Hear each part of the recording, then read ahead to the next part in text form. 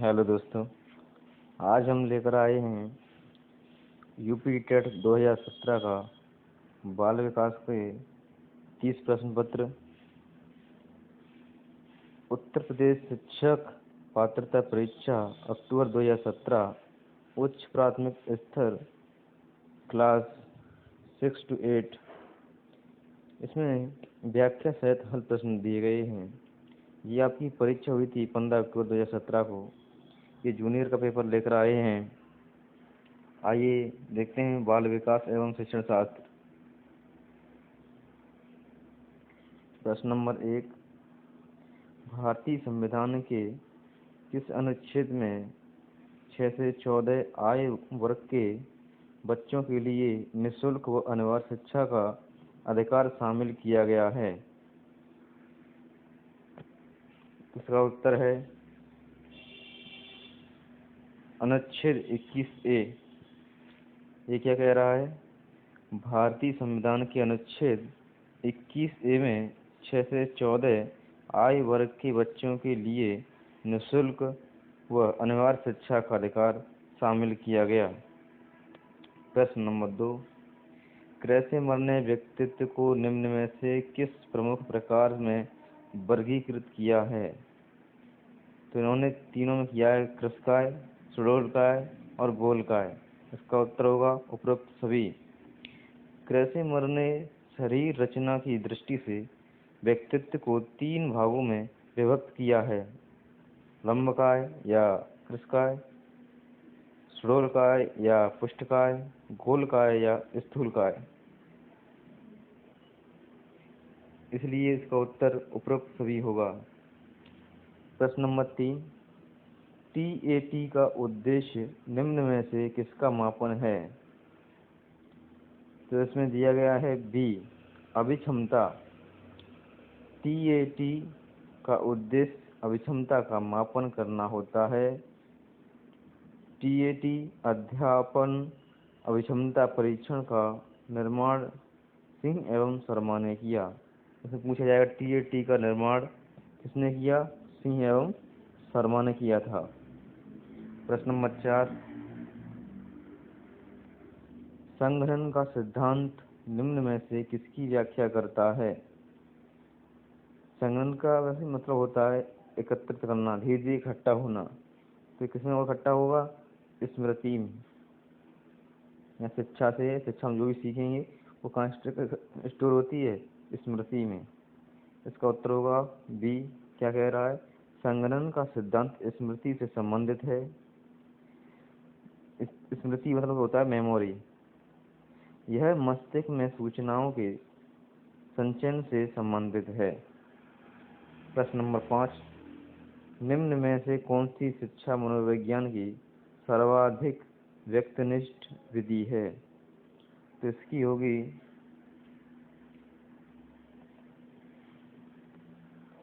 अंतर्दर्शन। अंतर्दर्शन क्यों होगी ये डिटेल में जानते हैं। शिक्षा मनोविज्ञान की सर्वाधिक व्यक्तिनिष्ठ विधि अंतर्दर्शन विधि है। इसमें विद्यार्थी या व्यक्तित्व के जीवन का इतिहास जानकर निष्कर्ष निकालते हैं। प्रश्न नंबर 6, अल्बर्ट बंडूरा निम्न में से किससे संबंधित हैं? तो किससे संबंधित है? सामाजिक अधिगम सिद्धांत से। वो किस प्रकार है? अल्बर्ट बंडूरा सामाजिक अधिगम सिद्धांत से संबंधित हैं। बंडूरा या वाल्टर ने इस सिद्धांत का 1963 में प्रतिपादित किया। प्रश्न नंबर 7, अधिगम वक्र में पठार बनता है। तो किसमें बनता है? थकान के कारण।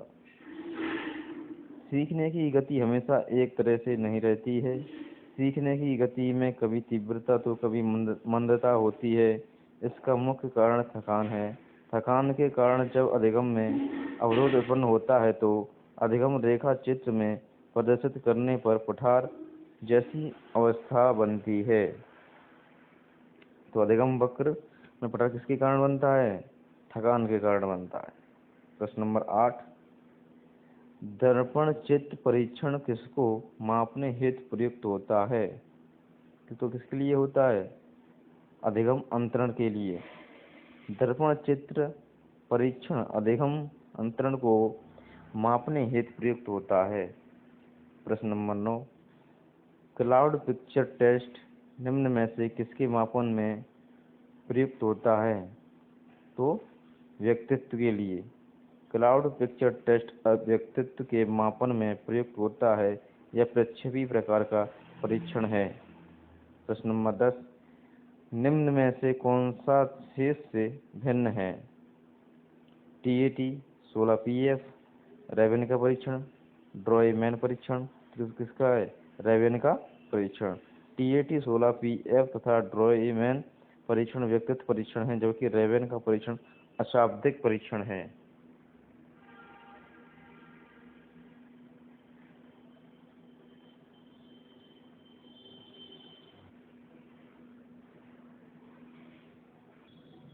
हमारे प्रश्न नंबर 11, 7, 8, 9, 10, 11, 12 की माध्यिका है। इन सभी की माध्यिका क्या होगी?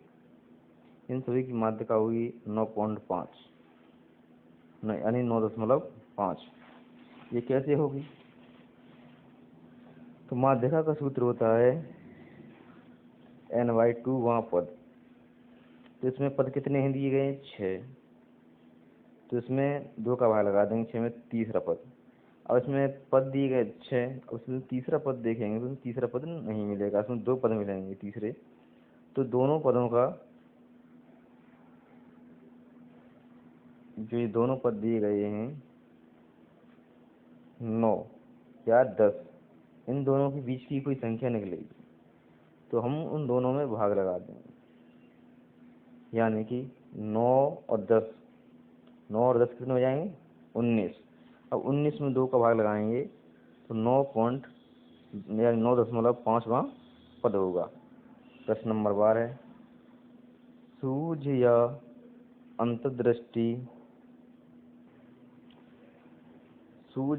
अंतर्दृष्टि के सिद्धांत का प्रतिपादन किसने किया है? तो किसने किया? गेस्टल्टवादी मनोवैज्ञानिक। तो ये कौन सा इसका अधिगम से संबंधित सूझ या अंतर्दृष्टि सिद्धांत का प्रतिपादन गेस्टाल्टवादी मनोवैज्ञानिकों ने किया है, जिसमें वोल्फगैंग कोहलर तथा कुर्ट कोफका प्रमुख हैं। तो पूछा जाएगा कि गेस्टाल्टवादी मनोवैज्ञानिक कौन कौन से हैं? एक ऐसे ही प्रश्न बनता है, तो कौन कौन से हैं? वोल्फगैंग कोहलर तथा कुर्ट कोफ प्रमुख हैं। तो इसका उत्तर क्या होगा? गेस्टाल्टवादी मनोवैज्ञानिक। ऐसे पूछ लिएगा निम्न में से गेस्टाल्टवादी मनोवैज्ञानिक कौन से नहीं है? ये 3 दे दिए जाएंगे और चौथा कह दिया जाए स्किनर, तो स्किनर तो नहीं है इनमें से, तो स्किनर हट जाएंगे। प्रश्न नंबर 13, मैकडूगल के अनुसार प्रत्येक मूल प्रवृत्ति से संबंध होता है। तो किससे होता है? संवेग से होता है। मैकडूगल के अनुसार संवेग प्रत्येक मूल प्रवृत्ति से संबंध होता है। 14 मूल प्रवृत्तियों के 14 ही संवेग हैं, जैसे भय, क्रोध, घृणा, वात्सल्य, करुणा, कामुकता आदि। प्रश्न नंबर 14, पूर्व अनुभव के आधार पर संवेदना को अर्थ प्रदान करना कहलाता है। क्या कहलाता है? प्रत्यक्ष ज्ञान। पूर्व अनुभव के आधार पर संवेदना को अर्थ प्रदान करना प्रत्यक्ष ज्ञान कहलाता है। या ऐसे पूछ लिया जाएगा प्रत्यक्ष ज्ञान किसे कहते हैं? तो किसे कहते हैं? पूर्व अनुभव के आधार पर संवेदना को अर्थ प्रदान करना प्रत्यक्ष ज्ञान कहलाता है। प्रश्न नंबर 15, 5 वर्ष के मोहन की मानसिक आय 8 वर्ष है, उसकी बुद्धि लब्धि कितनी है? तो कितनी होगी? 160। Option number B. बुद्धि लब्धि का सूत्र होता है मानसिक आय बट्टे वास्तविक आय गुणे 100। तो मानसिक आय दी गई है 8 वर्ष, वास्तविक आय उसकी 5 वर्ष है, तो इसका बुद्धि लब्धि कितनी होगी? 160। प्रश्न नंबर 16, कौन सा बुद्धि लब्धि स्तर मंद बुद्धि वाले बच्चों का प्रशिक्षण योग्य बुद्धि उपलब्धि स्तर कहलाता है। तो इसमें कौन सा कहलाएगा?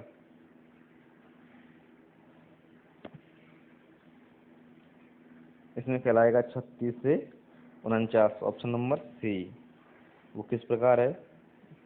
टर्मन ने 1916 के स्टैनफोर्ड ने परीक्षण के साथ बुद्धि उपलब्धि के विवरण की तालिका इस प्रकार तैयार की है। तो ये तालिका देख रहे हैं आप, थोड़ा ठीक नहीं दिख रही है, मैं बता दे रहा हूँ। बुद्धि उपलब्धि की सीमाएं वो है, दूसरी तरफ है वर्ग। तो बुद्धि उपलब्धि की सीमा 130 से अधिक तो क्या होगा? प्रतिभाशाली। वर्ग में क्या है? प्रतिभाशाली। 121 से 130 प्रखर बुद्धि, 111 से 120 तीव्र बुद्धि, 91 से 110 सामान्य बुद्धि। ये प्रश्न सामान्य बुद्धि वाला प्रत्येक एग्जाम में पूछा जाता है, बहुत महत्वपूर्ण है। बुद्धि उपलब्धि का स्तर पूछा जाता है तो सामान्य बुद्धि वाले बालकों की बुद्धि उपलब्धि कितनी होती है? तो 91 से 110। 81 से 90 मंद बुद्धि, 71 से 80 अल्प बुद्धि, 71 से कम जड़ बुद्धि होती है। इस प्रकार 81 से 90 बुद्धि उपलब्धि वाले बच्चे मंद बुद्धि के होते हैं।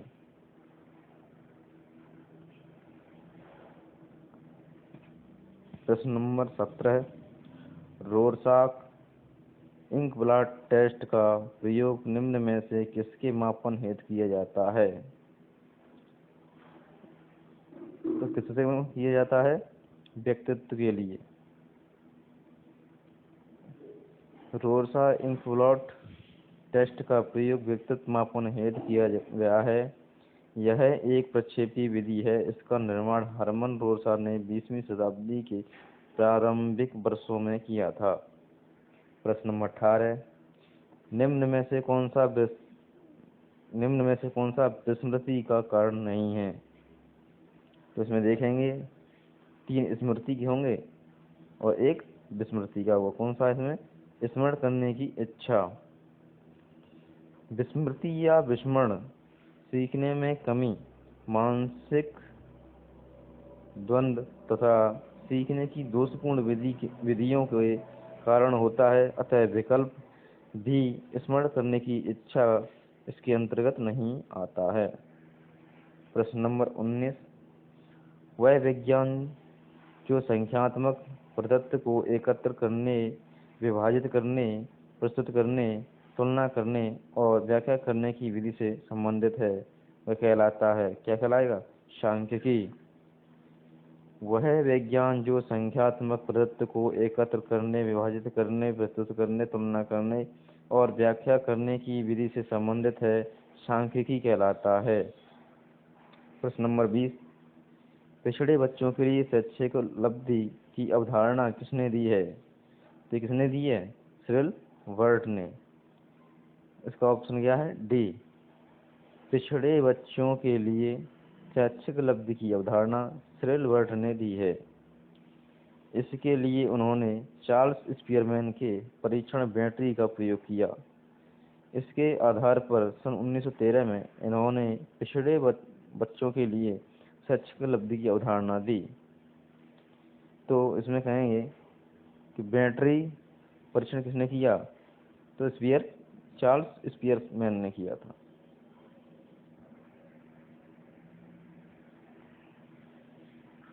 प्रश्न नंबर 21, निम्न में से कौन सा एक उत्तम परीक्षण की विशेषताओं से भिन्न है? तो क्या है? अभिक्षमता। Option D, अभिक्षमता।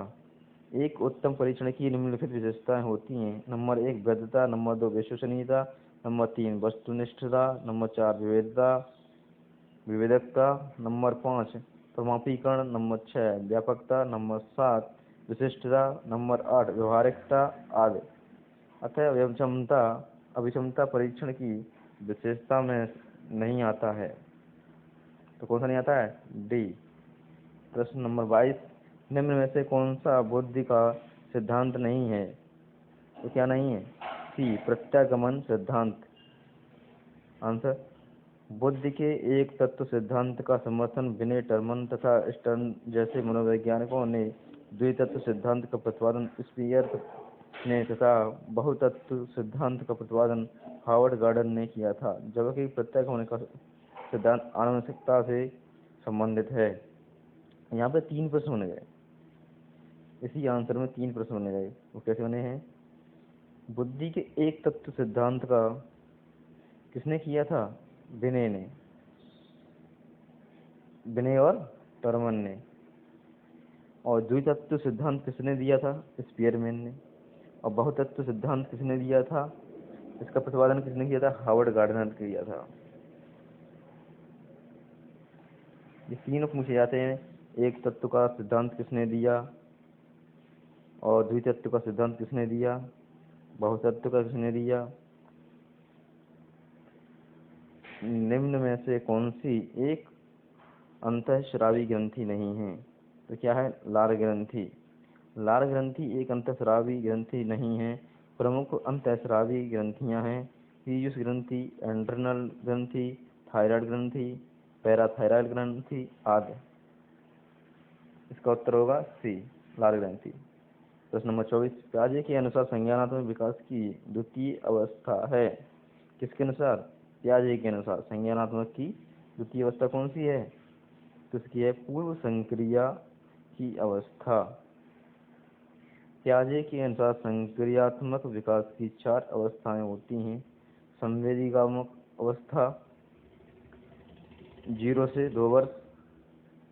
नंबर 2, पूर्व संक्रियात्मक अवस्था 2 से 7 वर्ष। नंबर 3, मूर्त संक्रियात्मक अवस्था 7 से 11 वर्ष। नंबर 4, औपचारिक संक्रिया अवस्था 11 से 14 वर्ष।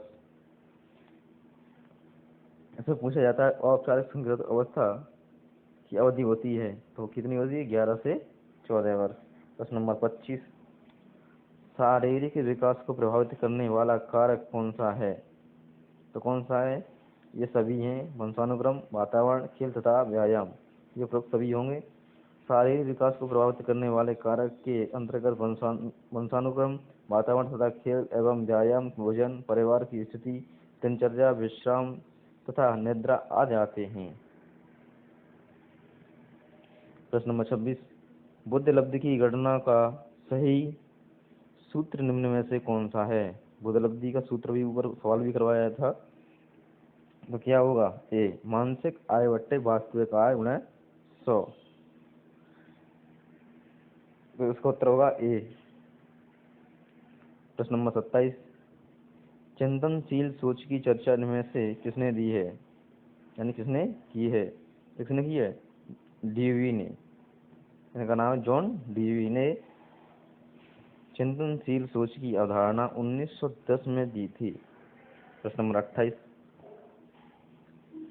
आगमनात्मक तर्क के स्तर में कौन सी शामिल नहीं है?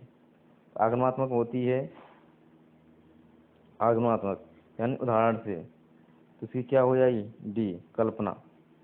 आगमनात्मक तर्क के स्तरों के अंतर्गत अवलोकन तथा प्रयोग, सामान्यीकरण शामिल हैं, परंतु कल्पना शामिल नहीं है। इसका आंसर होगा कल्पना। प्रश्न नंबर 29, सीखी गई बात को धारण करने और पुनः स्मरण करने में असफल होना क्या कहलाएगा? विस्मरण। सीखी गई बात को धारण करने और पुनः स्मरण करने में असफल होना विस्मरण कहलाता है। प्रश्न नंबर 30, मूल प्रवृत्ति की एक प्रमुख विशेषता है जो पाई जाती है। किसमें पाई जाती है? सभी प्राणियों में, तथा यह जन्मजात व प्राकृतिक होती है। तो इसका आंसर में दिया गया है, मूल प्रवृत्तियों सभी प्राणियों में पाई जाती हैं तथा यह जन्मजात व प्राकृतिक होती हैं। मैक्डूगल के अनुसार मूल प्रवृत्ति परंपरागत तथा जन्मजात मनोशारीरिक प्रवृत्ति है। कैसी है?